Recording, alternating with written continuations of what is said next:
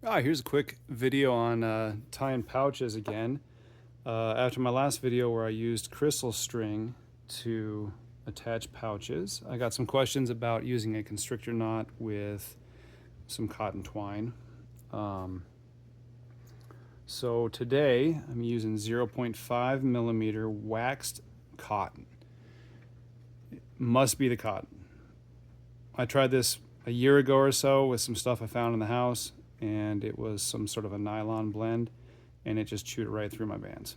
This time, with the cotton, I'm having fantastic results to the point where this is my new preferred method for attaching pouches to the bands. I still like the crystal string, and that works great, but in the situation where you're using thin bands, these are 0.4, and they're 10 by 14. I'm just going with a light setup today.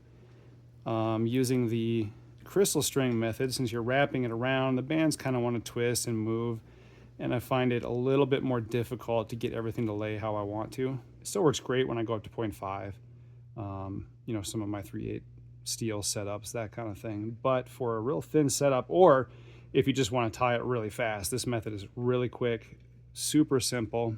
I just wanted to share that. I'm really happy with it. So first off, I've got the bands 1/2 inch past the back side of the pouch. Some people do 1/2 inch, some do 10 millimeters, or whatever their personal preference is. Get that going. So I use the same kind of ideas with this as I do for my crystal string video, where I like to give it a good bit of stretch. I do not tie it close to the pouch. That's where I differ versus some other methods. And I'm not saying those other methods are wrong in any way. Everybody's got their own way, their own thing that works. This is what works really well for me. I like that slack that sits behind the knot, between the knot and the pouch.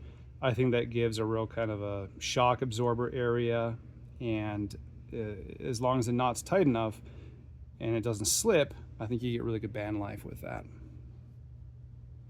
So here's what I'm using. This is 0.5 millimeter waxed cotton. I've used 1 millimeter as well, which works well on bigger bands, but on these really thin tapers, thin latex, I find the thinner string like this to work much better, as it makes a smaller, tighter knot. Now, there's a couple different ways people do. There's lots of videos of doing this kind of a knot where you can do it beforehand, slip it onto the pouch. I am terrible at knots. I cannot get a good method where I do that. I'm terrible at memorizing them, so this is just my way of doing this, that I'm able to repeat the same thing. So this is how I start. This side here is gonna be a little bit shorter. The longer side here is the one I'm going to use to wrap. You notice I'm kind of at an angle because we're going to create an X. So this side here goes underneath. We're going to come back across, and then you'll see this X shape. Using the same side that we started with, we're going to go back under again. We're going to come over that original trailing end. Now we go underneath the X. Right, you can see that still over top. You can kind of start pulling it a little bit tight like that. Now, I like to put put the knot itself away from the pouch. Again, I'm trying to create a slack kind of area between the knot and the pouch. So I'm about like that. I usually do 1/4 inch, whatever. I'm gonna pull this tight, as tight as I can with these kind of short ends here. I mean, if you went really long, you probably could pull it too tight, but so I'm pulling tight. You can see how tight I'm pulling it, and that's it. That's how easy it is. I can cut these off.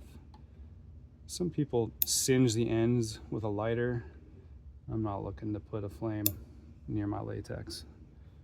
So that's that. Now we can look at this and I can talk about what I mean. This is all slack.